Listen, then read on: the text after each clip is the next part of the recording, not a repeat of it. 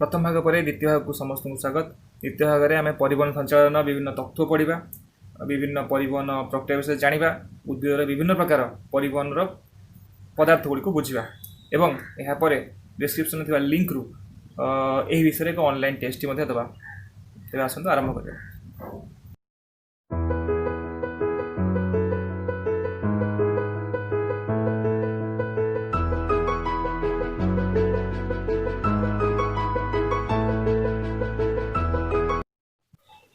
गत क्लास आलोचना होता है परिवहन रे उद्भिदर परिवहन संचालन रे उद्भिदर तीन प्रकार परिवहन देखा जाए, यथा ऊर्ध्व परिवहन, पार्श्व परिवहन एवं निम्न परिवहन। ऊर्ध्व परिवहन रे जल पोषक मूर्तिकारु चेर दे गछ उपरକୁ उठे। पार्श्व परिवहन रे सही प्रकार खाद्य जल पोषक गछर विभिन्न अंश पार्श्व को बा डाल अंश को डाल अंश भितर प्रवाहित हुए। निम्न परिवहन रे पत्र रे प्रस्तुत होइतवा खाद्य अंश निम्न भाग को परिणत हुए, जहाँकि आम स्लाइड रे देखा। एबे बुझार अच्छी जे प्रवाहित होगापी किसी स्पेसिफिक बा किसी निर्दिष्ट बाट बा पथ आवश्यक। तो पथ गुड़िक कौन ना उद्भिदर दुई प्रकार मुख्य संवाही टिश्यू कार्य करे, जहाँकि यही जल पोषक और खाद्य को परिवहन कर साहाय्य करे। से दुईटी संवाही टिश्यूर ना हो जाइलेम एवं फ्लोएम।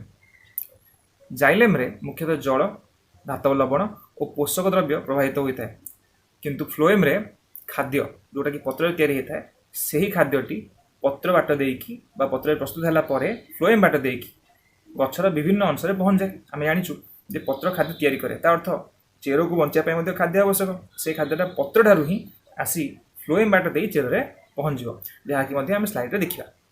यही समस्त परिवहन को ठीक भाव बुझाई तीनोटी तत्व बहरे दी जाए बा प्रमाणित कराई। से तत्व तीन हेले कैशिक आकर्षण, नंबर 2 मूल चाप एवं नंबर 3 एवं संसक्त तत्व। एबे बुझा प्रथमटी अर्थात कैशिक आकर्षण कौन। कैशिक आकर्षण कहले एबे प्रथमे बुझा पड़ो जे कैशिक क्या कहुए। कैशिक माने अति सरुर नली। आम देखी रिफिल जो आम लिखुचु इंक रे रिफिल भितर साई जाऊँ। रिफिलटा केते सरू ता भितर इंक अच्छे बा साई अच्छे। कैशिक को जल में बुड़ाइले कैशिकर आकर्षण जनित चाप और जलर उच्च पृष्ठतान जो जल एथिरे उपरକୁ उठिया कथा। जाइलेम गछरे ठीक से ही काम करे। जाइलेम अति सरू नली अटे, तेणु से आराम से चेर में संग्रहित होता जल को उपरକୁ उठाई गछर विभिन्न अंश को प्रवाहित कर साहाय्य करे। एवं कैशिकर यही जो आकर्षण तत्व अनुसार जाइलेम व्यास जाइलेम मोटे जिते सरू हम जिते पतला हम से सहजरे जल उपरକୁ उठी पार। पिलाने प्रथम स्लाइड को समस्त स्वागत। प्रथम स्लाइड रे आमे बुझिबा कैशिक आकर्षण। एथिरे आमे गोटे छोटिया परीखंड करिबा। दुईटी जलपूर्ण बिकर रे भिन्न भिन्न व्यास विशिष्ट दुईटी काचनली पुराई देखिबा जे प्रकृत रे सरु व्यास विशिष्ट काचनली रे जल केते उच्चକୁ उठिछ। प्रथम बिकर रे आमे एक निर्दिष्ट व्यास विशिष्ट काचनली बुड़ाइलु, देखिलु जल सामान्य उच्चକୁ उठी जाइछि, जहाकू कैशिक आकर्षण कुहाजिबो। द्वितीय बिकर जोड़ा रही से मध्य एक काचनली बुड़ाइबा जार व्यास प्रथम काचनली अपेक्षा सरु हेबो एवं देखा जे एथिरे जलर उच्चता प्रथम नली अपेक्षा सामान्य अधिका अछि, जहाँ प्रमाणित करे जे काचनलीर व्यास जेते सरु हेबो सेथिरे कैशिक आकर्षणर परिमाण सेते अधिका हेबो। उद्भिदरे जाइलेम टिश्यू ठीक एही भली कार्य करे। जेते सरु जाइलेम टिश्यू सेते उच्चକୁ ଏହା ମଧ୍ୟରେ जल उठी पारिबो एवं अनेक वृक्षरे एही प्रकार ही गछरे जल प्रवाहित हुए। 0.01 मिलीमीटर जाइलेम टिश्यूरे जलर उच्चता प्राय 3 मीटर होता बेले 0.001 मिलीमीटर व्यास विशिष्ट जाइलेम टिश्यूरे जलर उच्चता प्राय 10 मीटर पर्यंत हो पारे। किंतु यही तत्वटी निर्दिष्ट उच्चता विशिष्ट गछ उपर ही कार्य करे। अति उच्च विशिष्ट गछरे यही तत्वर कार्य करिवार कोनोसी प्रमाण मिली नाही। एथुर यह प्रमाणित होउछि जे कैशिक नली जेते सरू हबो सेथिरे निश्चित स्वतःपूत भाव में जल उपरକୁ उठी उठी चलो। यहाँ है कैशिक आकर्षण। द्वितीय तथ्य हूँ मूल चाप। मूल चाप कहले कौन बुझ जे आम बुझू प्रत्येक गछर मूल एक निर्दिष्ट परिमाण चाप द्वारा मूर्तिकारु जल को संग्रह करे आकर्षण करे शोषे। यह आम मूल चाप बोली कहू। पिलामाने द्वितीय स्लाइड को स्वागत। एठारे आमे बुझिबा मूलज चाप। मूलज चाप अर्थ मूल द्वारा मृत्तिका उपरे हेउथुवा चाप। गछर मूल को काटिदेले से मूल अंशरे किछि परिमाणर जलीय पदार्थ निर्गत हुए। यह मूलज चाप जोगु संभव। एही अंशरे एक जंत्र मानोमीटर को खंजी दिया गले ता द्वारा आमे मूलज चापर परिमाण भल भाव जानीपर। मात्र अति उच्च गछ एवं जो समय गछरे उच्छेदनर परिमाण सर्वाधिक सही समय एही चापर परिमाण खूब निम्न बोली माप कराଯାଇଛି। एणु मुख्य परिवहन रे मूल चापर भूमिका अति निम्न बोली जଣା पड़े। किंतु कैशिक आकर्षण किंबा मूल चाप कौन सी गोटे तत्व गछर संपूर्ण परिवहन प्रक्रिया को संपूर्ण रूपे प्रमाणित करिपारा नहीं। तेणु आउ गोटे तथ्य आम पढ़िया ଯିବା जोटा ए दुई जनक ठारू सामान्य भिन्न हेले मध्य किछि मात्रा रे संपूर्ण कहले चले। से तत्वर ना होची संशक्ति तत्व। संशक्ति तत्व जहाँकि मूल चाप एवं कैशिक आकर्षण ठारू सामान्य अधिक उन्नत। किंतु यही तत्व को भल भाव बुझापी आमको उच्छेदन उपरे सम्यक धारणा नवा पड़ो। उच्छेदन कहले गछर वायव्य अंशरू जलीय बाष्पर निर्गमन। यही प्रक्रिया रे जल बाष्प रूपे गछर बाह्य अंश यथा पत्र कांड फूल फल निर्गत होता है। अच्छा, उच्छेदन प्रक्रिया जोगु संशक्ति तत्व किपर लाभ है? कारणटा या जे उच्छेदन प्रक्रिया जोगु कौन हुए ना जलर विसरण चाप पत्र कमे। माने जो जगार जल बाष्पीभूत हम से जगह जल परिमाण कम निश्चित भाव में कमिज। जो जल परिमाण कम सी परवर्ती जो जल अच्छी से अंश टाण। तृतीय तत्व संशक्ति तत्व। यही तत्व अनुसार जल शोषण मुख्यतः उच्छेदन प्रक्रिया द्वारा होता है।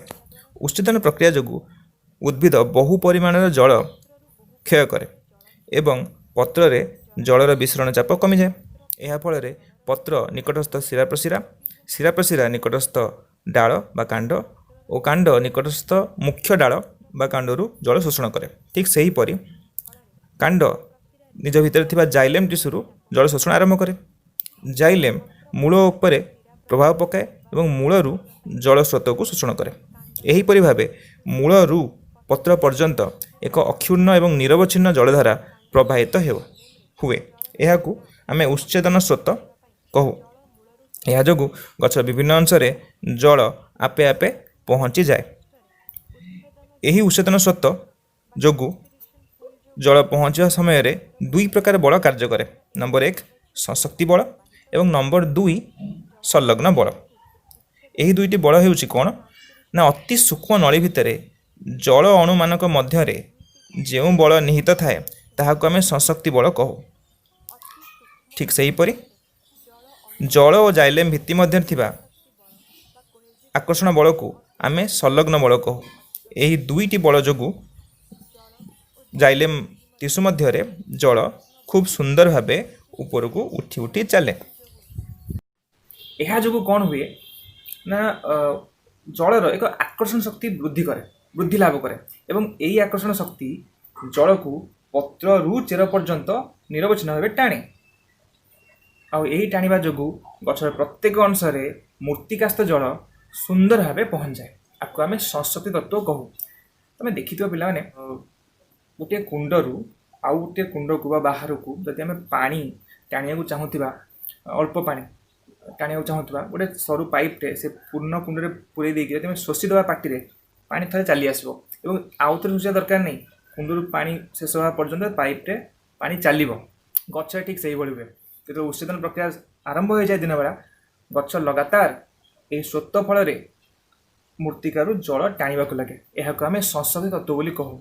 किंतु मोट उपर कह गले पिले तीनटाक तत्व कैशिक आकर्षण मूल चाप एवं संशक्ति तत्व ये तीनटाक तीनोटी जाक तत्वर मिलित प्रक्रिया रे बा मिलित बुझामणार बा आम कहवा जे तीनटाकर सामग्रिक तत्व को पढ़ला परे आम उद्भिदर संपूर्ण परिवहन ठीक भाव बुझीपर।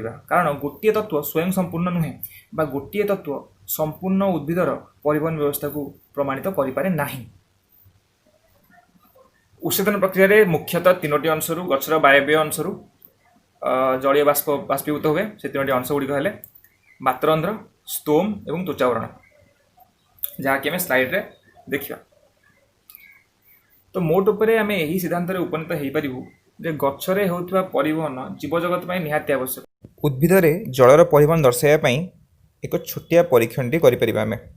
ଏହି ପରୀକ୍ଷଣ ପାଇଁ ଆମକୁ ଆବଶ୍ୟକ ଅଳତା, ବିକର, କିଛି ଜଳ ଏବଂ ହରଗୌରା ଗଛ। ବିକରରେ ଜଳ ନେଇ ଅଳ୍ପ କିଛି ବୁନ୍ଦା ଅଳତା ବା ନାଲି ରଙ୍ଗ ପକାଇବା। ଦେଖିବା ଯେ ଜଳ ରଙ୍ଗ ଲାଲ ହୋଇଗଲା। ଏହାର କିଛି ସମୟ ପରେ ଆମେ ହରଗୌରା ଗଛକୁ ତା ମୂଳ ସହ ଖୁବ୍ ସରଳ ଭାବେ ଉପାଡ଼ି ଦେବା ଏବଂ ସିଧା କରି ଉକ୍ତ କୋନିକାଲ ଫ୍ଲାସ୍କରେ ବୁଡ଼ାଇ ରଖିବା। ପ୍ରାୟ 1 ଘଣ୍ଟା ବା ତାଠୁ କିଛି ଅଧିକ ସମୟ ଲକ୍ଷ୍ୟ କଲେ ଆମେ ଜାଣିପାରିବା ଯେ ହରଗୌରା ଗଛର ଶିରା ପ୍ରଶିରା କାଣ୍ଡର କିଛି ଅଂଶ ଗୁଡ଼ିକ ଆସ୍ତେ ଆସ୍ତେ ଲାଲ ହେବାକୁ ଲାଗିଛି। ଏହା ପ୍ରମାଣ କରେ ଯେ ଜଳ ଚେର ମଧ୍ୟ ଦେଇ ଗଛର ବିଭିନ୍ନ ଅଂଶକୁ ଠିକ୍ ଭାବେ ପ୍ରବାହିତ ହୁଏ। ମୂଳଜ ଚାପ, ସଂଶକ୍ତି ତତ୍ତ୍ୱ ଏବଂ କୈଶିକ ଆକର୍ଷଣର ମିଳିତ ପ୍ରଭାବରେ ହିଁ ଏହି ଉଦ୍ଭିଦରେ ପରିବହନ ସମ୍ଭବ ହୋଇଛି ବୋଲି ଆମେମାନେ କହିପାରିବା ବା ବୁଝିପାରିବା।